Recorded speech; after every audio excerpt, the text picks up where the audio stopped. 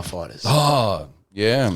Now, this one is a good word talking point. Coming from Pride Did you see just a this few one, weeks Yeah, before. I did. Yeah. The This is the girl had the Muay Thai background. Tahlia Tahlia Graetz. Yeah. Yeah. Great White. Yeah, the Great She White. fought on the Pride I Fighting love a Championship. fighter's name with some racism, you know? Yeah. Reverse white racism. The Great White. Yeah, no, she was awesome. She's a Muay Thai background, but I think has about a year or so experience in jiu-jitsu now as well. Her dad, you may have heard of, is Josh Graetz. Have you heard of him before? No. Barossa fighter, mostly Muay Thai background, Right. traditional. They kind of changed a little bit in terms of their whole camping structure with more involvement, I think, with Jeremy striking and much more jiu-jitsu background in terms of Barossa element particularly. Right. So, yeah, she's been getting a much more well-rounded game to get to this point. The question was as well, are you going to stay in Muay Thai? You're fighting a jiu-jitsu special. Well, you can't call them one thing because they're going to say I'm all round, but she's from Matrix, you know, Samara. Samara Adams from Matrix with the green hair. Yeah. Bit more of a well-rounded fighter, and, you know, again, Samara, you'd think would be looking to get her to takedown, but she didn't go for the takedown until she really had to. She got pushed to taking that takedown. You know, when they make the decision, okay, I'm definitely getting beaten, I've got to take this into another area where I'm a little bit more comfortable, where I have a better chance. Yeah. She did the big judo throw at the end of the first round. Yeah, that was exciting. Yeah. And it was amazing. It was one of those judo throws where I've 99% got you, but there's a chance that you can actually reverse this. Yeah. And Tahlia started hooking her underhook leg around the back as she was getting taken down to actually reverse and take the back of Samara. So, you're going to take this down, I may be able to beat you on the ground as well. Yeah. And then the first round was done. We're like, oh, shit. What's coming going next? Now? Tahlia got off some good knees in that first round in the clinch as well. Yeah. And I reckon she probably won it, you know, in that first round I would give it to her from the knees. She probably dominated on the standing. And then we get to the second round and a little bit more of this sort of happened again. I think the question was again, is Samara going to get that takedown?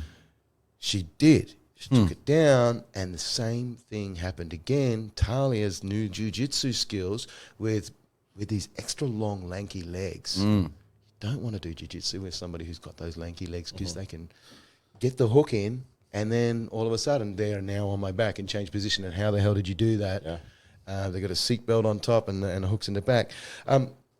It was full on. But as she was able to do that, she was actually able to not just take the back, but use it as a piece to be able to stand back up. But as she did, she kept the one hand on the clinch. So she held this, and then she started throwing knees. Yep. That was the turning point, wasn't it? And I counted them loud. Did you hear that on the commentary? Absolutely, yeah. 15. Wow. 15. Sounds brutal. It's like, and the knees are landing. That's 3, 4, 5. I'm thinking, okay, it's going to stop at 7, and then we're going to go back to strikes. Or 15. And hit the And right there spot. was a bit of down she a went, controversial ending to that particular bout. Let's not talk about it. So there was super controversial, Dave. And in the moment, I couldn't quite make out what was Yeah. going on because and it is difficult when you've got all of the noise around and you've got the corners yelling Happens instructions. so fast. And then, and to me, because I actually got a little bit caught in the moment because you're kind of you're distracted, you're waiting for the end of the round. And then I naturally got half an eye on the action and I could see Tahlia was looking dominant. And then it seemed to me that almost like it was the end of a round or that there was a break, there was something. Yeah. And then there wasn't. Yeah. And almost like there'd been a separation, but then that was reversed. Yeah. And then, I think Tahlia might have come in one more time, and then there was, and then the fight was ended. Yeah, Tahlia had to finish by throw a couple of little strikes, strike little pitter patter strikes just to get the referee to do the job. Yeah. The worst thing, as you called that perfectly. The referee, as you'd like them to be, is far away but clear to be able to see both fighters from this perspective. As soon as the referee starts to make any sudden moves, that's dangerous. It's showing intent to make a decision. Yes, yeah. And if you watch this, I've watched it 50 times. the referee had a mullet as well. What a great mullet that was. But he made this on the 15th knee, and we'll talk about the 15th knee and where it landed and what happened and what should have happened. But on the 15th, something happened, and he rushed forward, 3 or 4 huge big steps, running towards the fighters. And that's where Tahlia's pulled back, is it? When she's seen the ref. Right. Right. So at this point, She's seen Samara the ref. Yep. has been hit in a location that maybe she shouldn't have been hit in, and there is no more fight. She's done.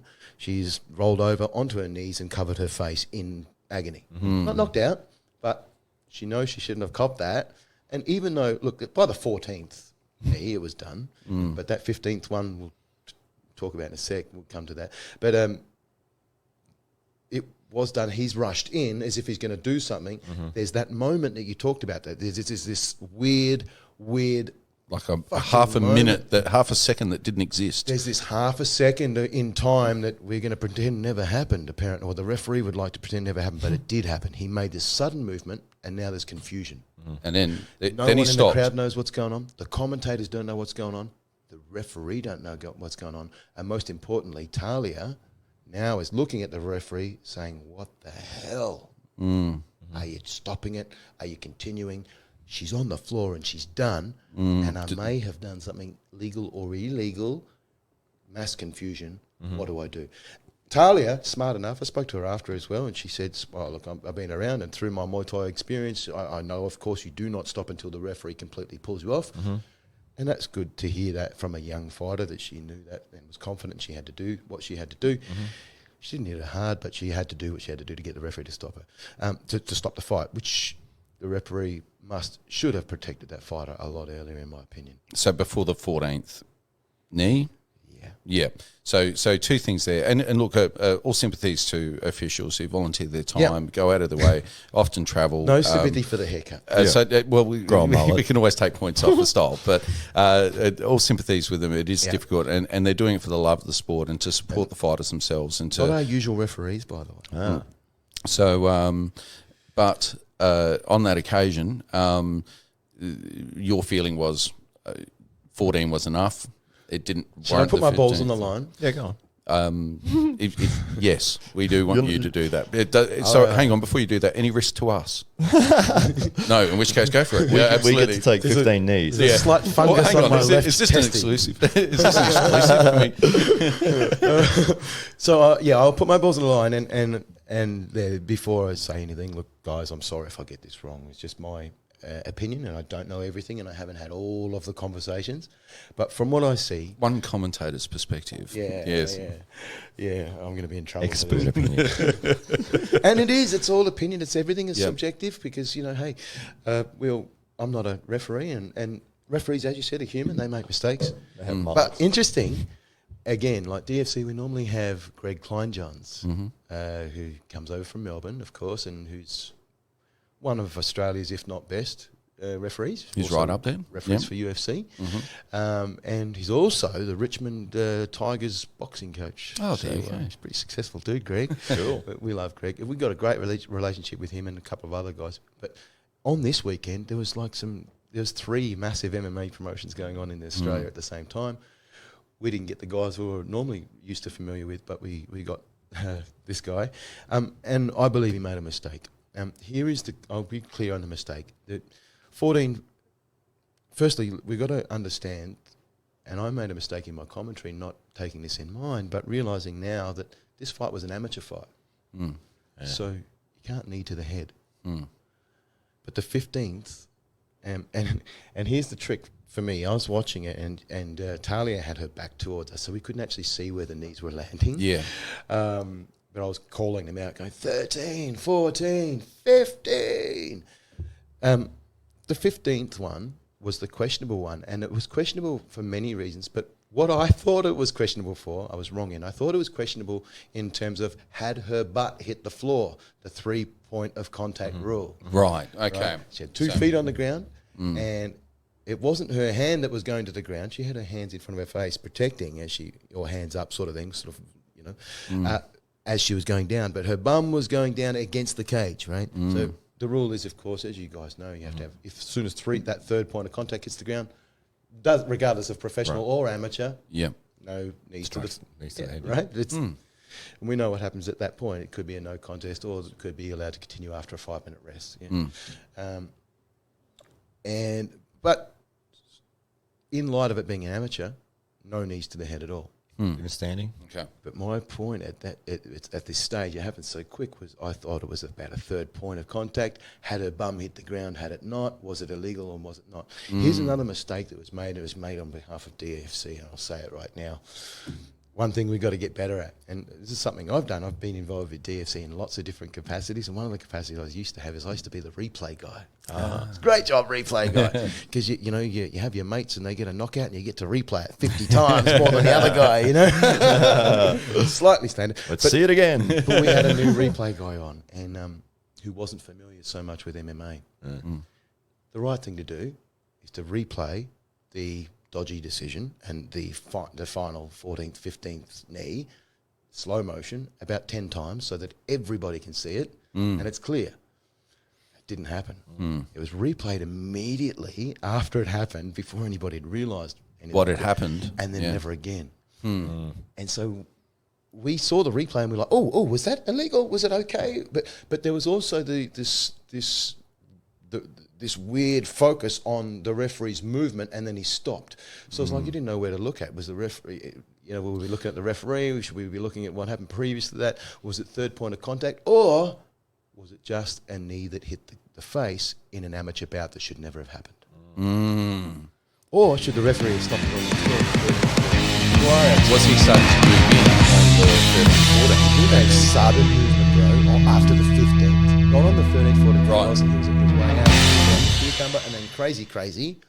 Comes and running then, in. He realised he's made a mistake. So what do you think? Right? What do you think he may have seen that made him run in? Do you think it might have been? Yes, I mean, we are speculating here. Of course, we can't speak for him, of course. But and there's split moments moments that need to be computed instantaneously for a referee, and we can't underestimate the difficulty and the pressure that referees are under. But in that moment, what do you think he saw that made him rush in? This will be a weird call, right? Okay. I reckon I'm right though, but it'll be weird. I can't prove it, but I believe the referee just temporarily forgot that it was an amateur bout and was more concentrating on the same thing I was concentrating on in regards to how the bum hit the floor. 3 points of contact, right? Because that's most fights you're doing. That's what that's the thing to look for. Yeah. Right. It's not so much about amateur fights and because that's not the right. And so that's and her bum. So you know how close it was like an inch to 2 inches. I freeze framed it. I'm like, yep, that's it. That's an inch and a half. It was super close. And from where the referee was, he wouldn't have been actually able to see that from where he was, because the feet would have been in the way for one as she was going down. It was super fast. Yeah, and he would have been looking for the next strike and where that was going to. The reaction. I'm going to point this one out too. And I spoke to Tahlia and she pointed this out to me. 13, 14, those knees, she was on her way down. Yeah. The 15th is what Tahlia said. The 15th only landed because of the fighter's movement on the way down. She was kneeing in the same place, but because the head was now lower, it landed on the head. Okay. Yeah. So there was never an intention to knee to the face, but she was just kneeing. And as the fight almost got KO'd, it's when Samara almost put herself in that position. She fell into the knee super quick. Almost. It was definitely an accident, but it was illegal. Do you think it would have changed the outcome of the fight? Nope. No. Okay. But it could have led to Tahlia perhaps being disqualified. Yeah. No contest, yeah. Or no but contest. it led to it definitely led to confusion, and from all parties, a little bit of bad feeling. Not in hatred towards each other or anything Mainly like that. just hatred towards you. But well, honestly, my first thing that I did when I got home the next day is contact the coaches of Samara to apologise on my behalf for my commentary. Okay. Because I felt terrible. I'm going 13, 14, 15 like they're great. And I'm screaming, 15, she's done it in 15. The 15th one was bad, Rich. And I'm making it out like it was great. Now I get to watch the replay, and I'm watching it slow motion, and then I'm realizing it's an amateur. It was in the face, so I call Farouk from Matrix. Say, man, I love you. This is what happened. Yeah, and Samara's corner were. Well, I don't know if they knew why the fight had ended, but they definitely saw the knee to the face. Dude. And that was the... Did you see what happened there? Well, yes. The corner jumped or something? What? Well, they could have. And everything's cool now. Yeah. We had a moment. And I think somewhat escalated by the fact that, the confusion of the moment, one thing everybody could agree on was that it was probably the ref's fault at that point. And, there was... leading into that moment, Samara was still fighting well. Right up until that flurry of kicks. It was a very even contest, and I think from her corner's perspective, they thought that she was every chance if she could have gotten out of that situation still.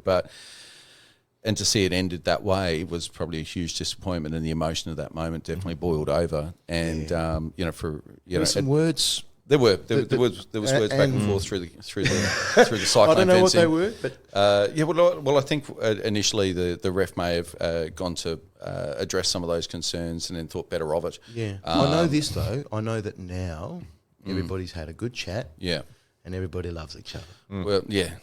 Just, I mean, if it doesn't, if it's the outcome of the fight is going to be the same, regardless of that incident or whether or not that knee was illegal or not, it was heading that direction. Yeah, pretty significantly. But the tide had turned in as much as where the fight was going at that point. Yeah, I blame the ref and not Tahlia.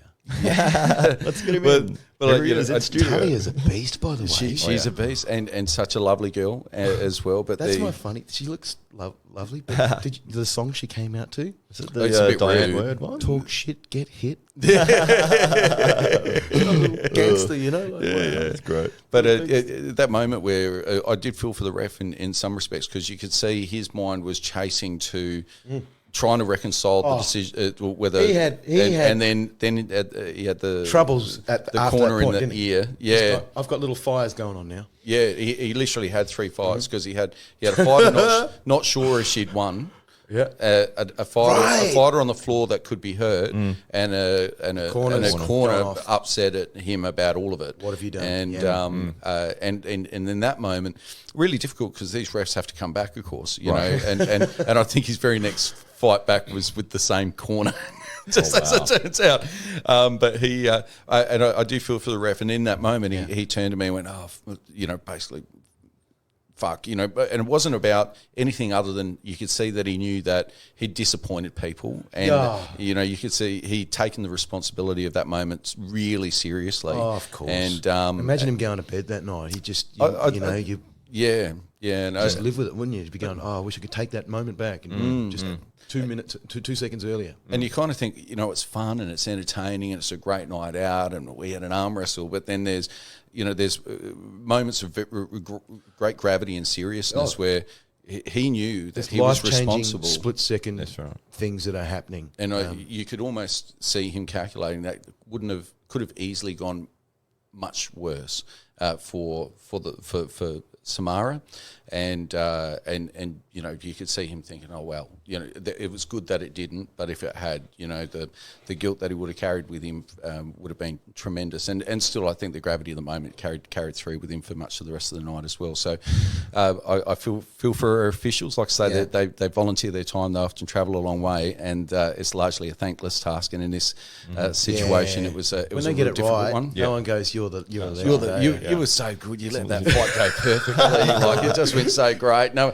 one got hurt, and we ended up with a champion. It's all thanks to you. Yeah. No one says that, but when the fight goes a little bit funny, we're all any questionable at all. Yeah. Well, at least it's not football umpires, because geez, we're allowed to slander the crap out of them.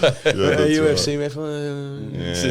I think one of the reasons, obviously, with MMA is there's so many different techniques and movements and things that can be going on at once, and somebody can get hurt, but then maybe they get hurt, they go on their back, but then they get a submission and they win. And it's like, you don't want to, as a referee, you'd be in that like hesitation world of, do I stop it? Or no, I don't know. Yeah, and the risk of injury is super high. Yeah, absolutely. And so the risk associated with making the wrong call could be life-threatening for someone. So